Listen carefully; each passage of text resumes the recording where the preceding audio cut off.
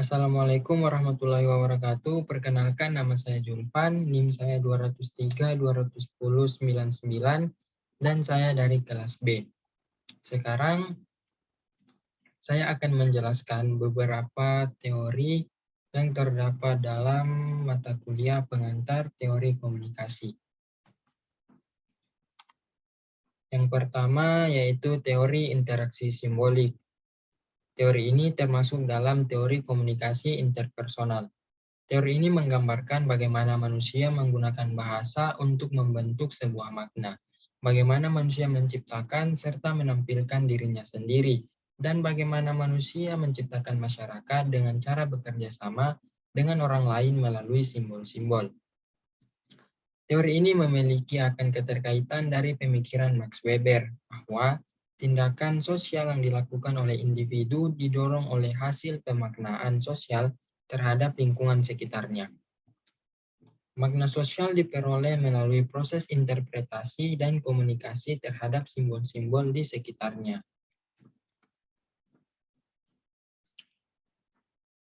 Ada beberapa asumsi teori interaksi simbolik. Yang pertama, manusia bertindak terhadap orang lain berdasarkan makna yang diberikan orang lain kepadanya. Misalnya, si A memberikan makna positif kepada si B, maka si B akan bertindak atau berperilaku positif juga terhadap si A. Kemudian, makna diciptakan dalam interaksi antar manusia. Ketiga, makna dimodifikasi melalui sebuah proses interpretatif. Keempat, individu-individu mengembangkan konsep diri melalui interaksi dengan orang lain. Yang kelima, konsep diri memberikan sebuah motif penting untuk berperilaku. Kemudian orang dan kelompok-kelompok dipengaruhi oleh proses budaya dan sosial. Dan yang terakhir, struktur sosial dihasilkan melalui proses interaksi. Selanjutnya, pentingnya makna bagi perilaku manusia. Manusia bertindak terhadap manusia lainnya berdasarkan makna yang diberikan orang lain kepadanya. Seperti contoh yang tadi. Perilaku sebagai suatu rangkaian pemikiran dan perilaku yang dilakukan secara sadar atas rangsangan dan respon orang berkaitan dengan rangsangan tersebut. Makna diciptakan dalam interaksi antar manusia. Makna dapat ada hanya ketika orang-orang memiliki interpretasi yang sama mengenai simbol yang mereka pertukarkan dalam interaksi. Terdapat 3 cara untuk menjelaskan asal sebuah makna. Yang pertama, makna merupakan sesuatu yang bersifat intrinsik dari suatu benda. Yang kedua, terhadap asal-usul makna, melihat makna itu dibawa kepada benda oleh seseorang bagi siapa benda itu bermakna. Kemudian yang ketiga, terhadap makna. Melihat makna sebagai sesuatu yang terjadi di antara orang-orang. Pentingnya konsep diri. Seperangkat persepsi aktif yang relatif stabil yang dipercaya orang mengenai dirinya sendiri. Tema ini memiliki 2 asumsi. Pertama, individu mengembangkan konsep diri melalui interaksi dengan orang lain. Orang-orang tidak lahir dengan konsep diri, mereka belajar tentang diri mereka melalui interaksi. Konsep diri memberikan motif penting untuk perilaku. Pemikiran bahwa keyakinan, nilai, perasaan, penilaian mengenai diri mempengaruhi perilaku adalah sebuah prinsip pada teori ini. Prediksi pemenuhan diri atau pengharapan akan diri yang menyebabkan seseorang untuk berperilaku sedemikian rupa sehingga harapannya dapat terwujud. Kemudian hubungan antara individu dan masyarakat. Orang dan kelompok dipengaruhi oleh proses sosial dan budaya. Asumsi ini mengakui bahwa norma-norma sosial membatasi perilaku individu. Budaya secara kuat mempengaruhi perilaku dan sikap yang kita anggap penting dalam konsep diri.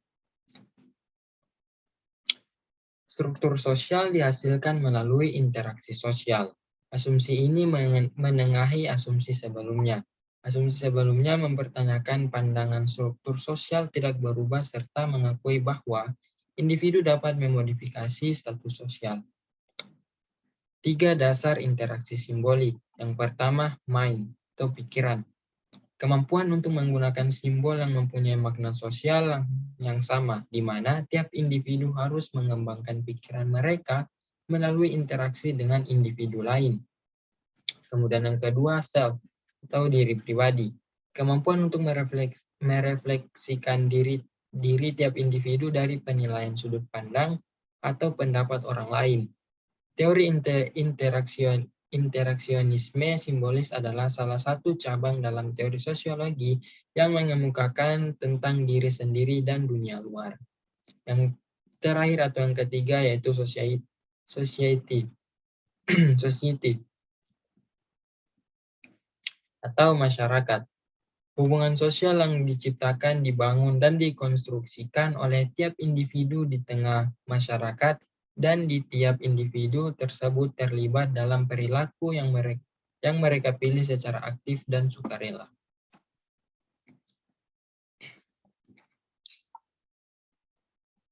Kemudian 3 premis teori interaksionisme simbolik. Yang pertama, individu merespon suatu situasi simbolik. Mereka merespon lingkungan termasuk objek fisik atau benda dan objek sosial yaitu perilaku manusia berdasarkan media yang dikandung komponen-komponen lingkungan tersebut bagi mereka. Kedua, makna adalah produk interaksi sosial di mana makna dapat terjadi jika ada interaksi sosial. Dan yang terakhir yaitu situasi yang ditemukan dalam interaksi sosial. Perubahan interpretasi dimungkinkan karena individu dapat melakukan proses mental, yakni berkomunikasi dengan dirinya sendiri. Selanjutnya yaitu teori konflik antar kelompok. Teori ini termasuk dalam teori komunikasi kelompok, publik, ataupun organisasi. Konflik adalah perjuangan di antara dua pihak atau lebih yang saling bergantung, yang memiliki tujuan atau merasakan adanya ketidakcocokan dalam tujuan mereka. Ketidakcocokan tujuan bisa secara aktual dan bisa hanya dirasakan oleh diri sendiri saja. Konflik antar kelompok merupakan substudi dari relasi antar kelompok, atau yaitu studi psikologi sosial. Relasi sosial. Segala aspek interaksi manusia yang melibatkan individu-individu merasakan dirinya sebagai bagian dari kelompok sosial atau suatu kategori sosial. Identitas umum dari kategori atau kelompok sosial. Yang pertama, etnisitas, agama, gender, kebangsaan, orientasi seksual, sensibilitas politik, dan yang terakhir yaitu berbagai identitas budaya. Konflik dinilai sebagai bagian istimewa dalam relasi antar kelompok, karena terkadang kelompok dapat berhubungan seterusnya tanpa adanya konflik. Manusia memiliki kemampuan untuk mengidentifikasi perbedaan-perbedaan berdasarkan keturunan, termasuk ketermasukan atau inclusion, di dalam sebuah kelompok yang memiliki kesamaan-kesamaan fisiologis, interaksi, dan normatif. Ada beberapa hal yang dapat mengakibatkan sebuah konflik dapat terjadi. Yang pertama, tidak merasa menjadi bagian dalam suatu kategori sosial atau merasa terasingkan. Yang kedua, menganggap penting bagian khas dalam kelompoknya yang tidak dimiliki oleh kelompok lain.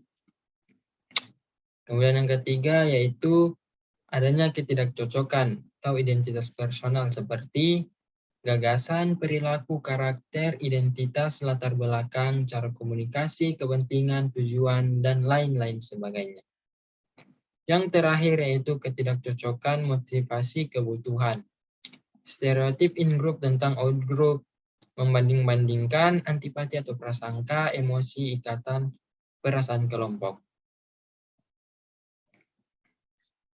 Penyelesaian konflik dengan teori akomodasi komunikasi. Teori akomodasi komunikasi dari Howard Gilles mengatakan bahwa bagaimana seorang anggota kelompok melakukan penyesuaian atau menggunakan bahasa sebagai media utama dalam berkomunikasi atau dalam dalam sebuah usaha penyelesaian sebuah konflik. Asumsi teorinya yang pertama, persamaan dan perbedaan dalam berbicara dan berperilaku dalam semua percakapan mencakup pengalaman dan latar belakang. Kedua, cara mempersepsikan tutur dan perilaku orang lain menentukan cara dalam mengevaluasi percakapan yang dilakukan. Yang ketiga, bahasa yang digunakan pembicara. Memberikan informasi tentang status sosial serta keanggotaan seseorang dalam kelompok tertentu. Yang keempat, akomodasi akan bervariasi dalam tingkat kesesuaian terhadap pelaku pembicara. Dan yang terakhir yaitu norma sosial akan mengarahkan proses akomodasi. Contohnya yaitu ketika seseorang sedang berinteraksi, maka mereka akan menyesuaikan pembicaraan, vokal berbicara, tindak tanduk mereka untuk mengakomodasi orang lain yang terlibat dalam interaksi tersebut, sehingga interaksi tersebut dapat berjalan dengan lancar dan tanpa terjadinya sebuah konflik atau sebuah kesalahpahaman. Teori yang ketiga yaitu teori penentuan agenda atau agenda setting. Teori ini termasuk dalam teori komunikasi media massa. Ilustrasinya, ketika sesuatu isu dinilai lebih penting dari isu-isu lain oleh bagian dari kelompok orang, negara, ataupun media. Kemudian pihak tersebut mencoba mengangkat isu tersebut ke publik dan meneriakannya secara berulang-ulang melalui media. Itulah yang disebut dengan agenda setting. Asumsi dasarnya yang pertama, penentuan agenda adalah penciptaan kesadaran publik dan kepedulian terhadap isu-isu penting oleh media berita. Penentuan agenda menggambarkan cara media berupaya mempengaruhi pemirsa dan menetapkan hierarki prevalensi berita. Asumsi teori pengaturan agenda setting. Teori penentuan agenda atau agenda setting berangkat dari dua asumsi yang mengatakan media sebagai penentu kebenaran. Pers dan media tidak akan mencerminkan kenyataan. Mereka menyaring dan membentuknya. Kemudian, media memiliki kemampuan untuk mempengaruhi publik. Konsentrasi media pada beberapa isu dan subjek membuat publik menganggap isu-isu itu lebih penting daripada isu-isu lainnya. Kemudian penentuan agenda atau agenda setting. Terkadang kita melihat bahwa ada banyak kasus tentang kekerasan terhadap keluarga ataupun kasus-kasus lainnya. Tetapi ketika ada suatu kasus yang melibatkan seorang terkenal, yang diangkat ke media dan media lain juga turut memberitakannya. Disitulah bentuk dari penentuan agenda atau agenda setting. Fungsi penentuan agenda. Media mengacu pada kemampuannya dengan liputan yang diulang-ulang dan mengatakan atau mengangkat pentingnya suatu isu dalam benak publik. Sehingga, fungsi yang pertama, sehingga ketika media mengangkat suatu isu ke medianya, telinga dan mata publik akan tergeser ke isu tersebut. Yang kedua, peningkatan kecenderungan publik untuk memandang suatu masalah ataupun isu. Gagasan awal hipotesa penentuan agenda. Menurut Long, pada tahun 1958 mengatakan bahwa surat kabar merupakan penggerak utama dalam menentukan agenda daerah. Surat kabar memiliki andil besar terkait apa yang akan dibahas oleh sebagian besar orang, terkait tentang fakta dan ada cara penanganan masalah. Kemudian menurut Cohen pada tahun 1963 mengatakan bahwa surat kabar mungkin tidak sering berhasil memberitahu orang apa yang dipikirkan, tetapi berhasil dalam memberitahu pembacanya apa yang harus dipertimbangkan. Perubahan dalam pemikiran.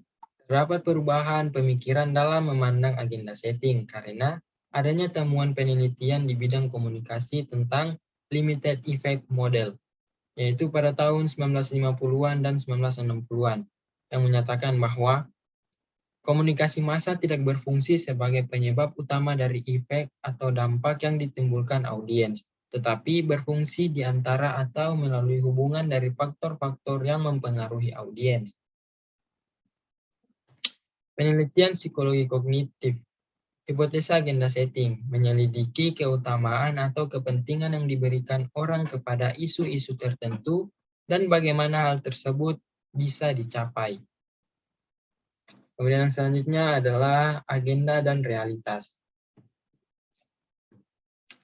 Dari hasil penelitian Fankhauser pada tahun 1973 menunjukkan hubungan antara opini publik dan isi media. Yang pertama, hubungan antara tingkat pentingnya isu publik dan isu media terdapat persuaian kuat antara tingkat pentingnya sebuah isu menurut publik dengan jumlah liputan media tentang isu tersebut.